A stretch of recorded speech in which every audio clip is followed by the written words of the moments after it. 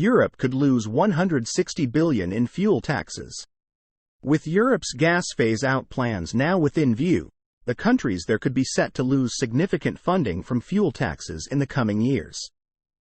Last year, the European Union (EU) officially approved a mandate to end the sale of new gas cars by 2035. In order to help reduce greenhouse gas emissions and slow down the warming of Earth's atmosphere. Still, the change could have some latent effects, especially as most countries get crucial revenue from taxes on gas. In 2023, the top 5 economies in Europe earned over 163 billion in fuel levies, representing as much as 2% of the country's total taxes, according to Bloomberg. In the United Kingdom, gas and diesel duties are predicted to amount to 31 billion between last year and this year, or more than alcohol and tobacco taxes combined. Many of these taxes go toward important societal needs such as hospitals, schools, and road maintenance, highlighting the need for the income to continue, even as electric vehicles (EVs) take over the market in the coming years. Instead of allowing this revenue to disappear as battery electrics become the new norm, it might be time to start planning for replacement options now. There are multiple potential options for ensuring this revenue remains with the transition to EVs, including the fact that these sectors could generate funding elsewhere, like through income taxes.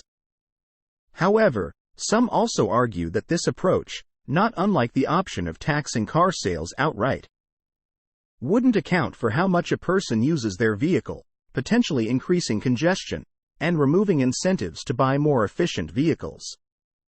As such, taxing driving specifically may be a better alternative. Still, taxing electricity rates would require some houses to add meters for this purpose. And it may risk offering wealthier households, who can afford to install home charging equipment, lower taxes than those charging at public charging stations. Add in the element of the increasing rollout of residential solar power, and this could even further exacerbate the issue. Instead, taxing as fairly as possible on the actual road use would be ideal, which isn't unlike many areas' use of toll roads.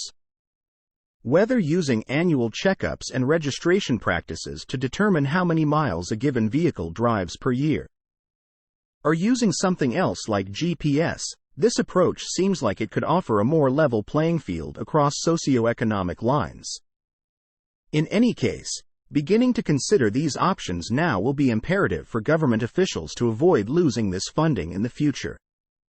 And delaying this process could result in a tougher transition period. Texas considers EV tax, and EV owners are on board. Source reposted and summarized from Zachary Visconti at teslaupdate.